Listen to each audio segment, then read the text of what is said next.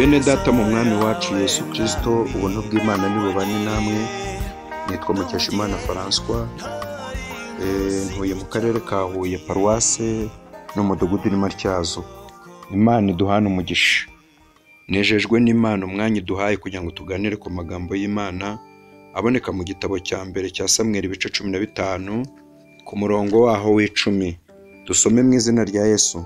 Haranditse bukeye ijambo ry'Uwiteka rigera kuri Samweli, aravuga ati nicujije icyatumye nimika Sawuli, kuko yateshutse akanga kunyoboka ntasohoza amagambo yanjye. Samweli abyumvisha ararakara, akesha ijoro atakambira Uwiteka. Maze Samweli azinduka kare mu gitondo ngo ahure na Sawuli. Babwira Samweli bati Sawuli yasohoye i Karumeli kandi yishingiye urwibutso, nyamara arahindukira arakomeza amanuka i Gerugari. Hanyuma Samweli asanga Sawuli aramubwira ati Uwiteka aguhere, dore nashoje itegeko ry'Uwiteka. Samweli aramubaza ati ariko uko gutama kw'intama kunza mu matwi no guhogera kw'inka numva bigenda bite? Dusome mu bice byaho 28 ku murongo waho wa 4. Haranditse ngo bucya Abafilisitiya baraterana baraza bagerereza Ishunemu. Sawuli nawe ateranya Abisirayeli bose bagerereza i Gilibowa. Sawuli arabutswe ingabo z'Abafilisitiya, aratinya, umutima we urakuka cyane. Sawuli aherako agisha Uwiteka Imana. Uwiteka agisha inama Uwiteka, ntiyagira icyo amusubiza, haba mu nzozi, haba Urimu, haba mu bahanuzi. Sawuli aherako abwira abagaragu be ati nimushakire umushitsikazi njye kumushikisha. Umurongo wa 15. Nuko Samweli abaza Sawuli ati niki gitumye unkubaganira ukarinda kunzamura? Sawuli aramusubiza ati nihebye kuko Abafilisitiya bandwanya, kandi Imana ikaba yarantaye itakigira icyo insubiza, ari mu bahanuzi cyangwa mu nzozi. Icyo cyatumye nguhamagara ngo unsobanurire icyo nkwiriye gukora. Samweli aravuga ati ubimbarije iki? Ubwo Uwiteka yakuretse agahinduka umwanzi wawe. Uwiteka ubwe yagenje nk'uko yabivugiye muri njye. Uwiteka yaguciye ku ngoma, ahiye umuturanyi wawe Dawidi, kuko utumviye Uwiteka kandi ntusohoze uburakari bwe bukomeye ku Bafilisitiya. Nicyo cyatumye Uwiteka ubu ngubu akugenza atyo. Imana yacu nitugirire neza. Amen. Bene data, amagambo dusomye, izi nkuru ziratwereka umwami Sawuli ku ngoma ye, uburyo yateye Imana kwicuza. Uyu mugabo muzabibona mu bice 8. Imana ibwira Samweli, abantu bamusakuriza ko bakeneye umwami. Imana iramubwira ngo bimikire umwami, kuko atari we banze, ari njyewe banze.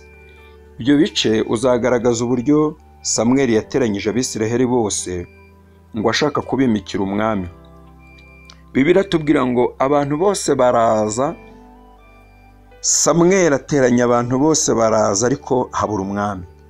Ndetse ngo uwo berekanye, bumva buri muryango werekanaga umuntu, ariko bireka tubwira ngo Imana ikavuga ngo siwe. Ngo kugeza igihe Samweli avuga atari Uwiteka kuri kundushya ko abantu baje bakaba bahari, niki gituma umwami ataboneka? Imana irababwira ngo ntahari, ari mu bintu, nimugende mumuzane.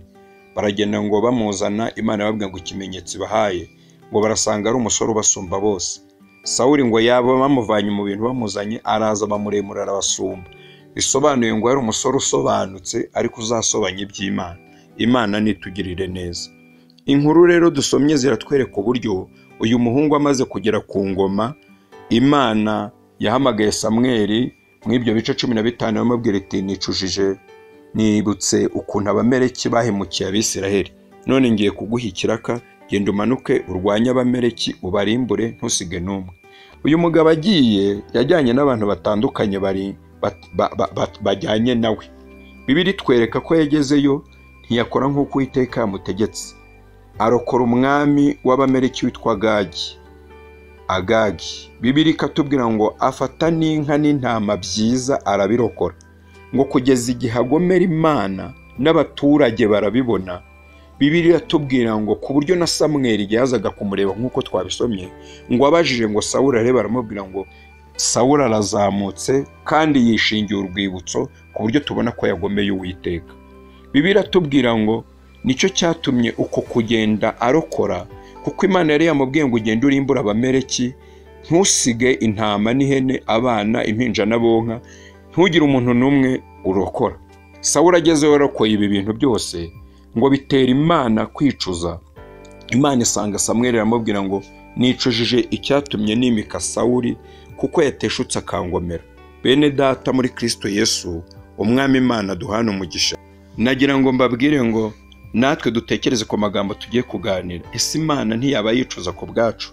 Bibiliya iratubwira ngo Imana yicuza icyatumye yimika Sawuli, uburyo yamushyize ku ngoma, uburyo ateshutse. Hari abandi bari kubishobora, hari abandi bari kwiringirwa, hari abantu bari gukora ibintu bitandukanye Imana yari ikeneye, ariko Imana irababara kuko Sawuli yateshutse akaba atayumviye. Ngo Imana iricuza, yicuza amavuta yamusutseho, yicuza amafaranga yamutanzeho, yicuza amasengesho abantu bakoze kugira ngo bamubone.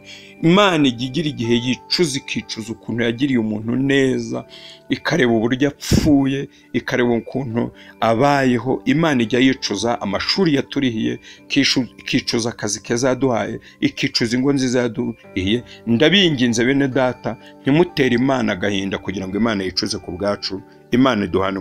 Nta kindi cyajyanye Imana kwa Samweli kwari ukugira ngo imwereke ko ifite agahinda ka Sawuli. Biratubwira ngo Imana birayibabaza, yicuza icyatumye yimika Sawuli. Bene data, natwe dufite ahantu hatandukanye Imana yagiye idushyira, idukuye mu buzima bubi bugoye.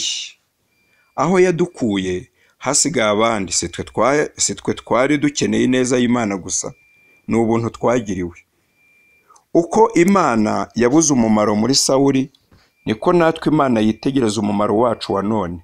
Uwo yahaye akazi, uwihaye ishuri, uwihaye akamoto, ahantu hose Imana yagiye idushyira, igenda yitegereza umumaro wacu bitewe n'ibyagiye dutangaho. Iyo ugiye kureba uburyo wabonye akazi, usanga ari Imana yabigizemo uruhare.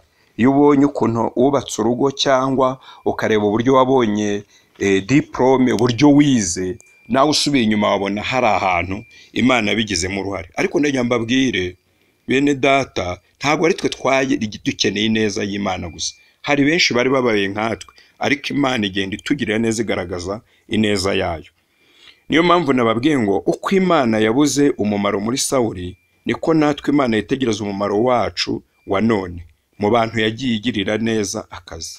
Niyo mpamvu nshuti z'Imana, Imana ijya igira igihe ibabara, ikareba aho gushyize izina ryayo rigatukwa mu bapagane, ukagaragara nk'utigeze kuyimenya.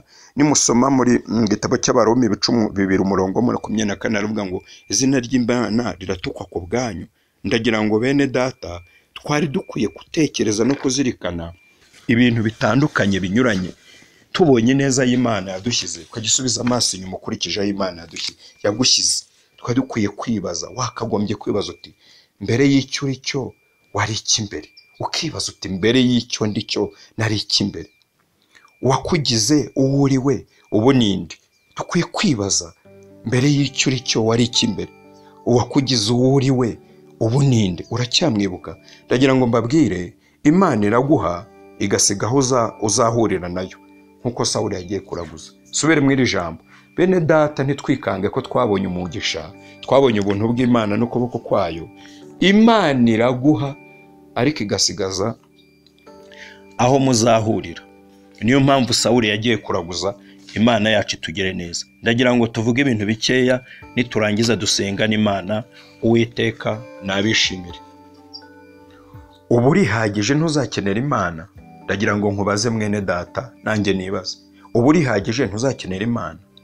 Uko uhagaze aho Imana yagushyize, ntibyaba bitera Imana kwicuza? Hirya y'aho uhagaze hari ahandi, kandi uzakenera uwagushyize aho ngo naho ahakugeze. Subire muri aya magambo. Ubu urihagije ntuzakenera Imana? Uko uhagaze aho Imana yagushyize, ntibyaba bitera Imana kwicuza? Hirya y'aho uhagaze hari ahandi, kandi uzakenera uwagushyizeho ngo naho ahakugeze. Ndagira ngo dusengane Imana. Imana nibaho umugisha. Uri mwiza Yesu, nta uhanye nawe, nta gacu ko guhinduka kakugaragaraho. birashoboka ko twebwe abumvishira ijambo bishobora gutuma bamwe muri twe byaba bitera kwigira ngo wicuza icyatumye itugirira neza uduhakaze. Turasenze duciye bugufi tugusabye imbabazi kuko twagenje nabi. Aho twagenje nabi tubabarire, kandi nyiringabo Imana bene data mu mwami wacu Yesu Kristo sinakwibagirwa wangiriye neza, sinakwibagirwa wanyijije, sinakwibagirwa wanuye, sinakwibagirwa wangiriye neza, sinakwibagirwa wanyijije, sinakwibagirwa wanuye.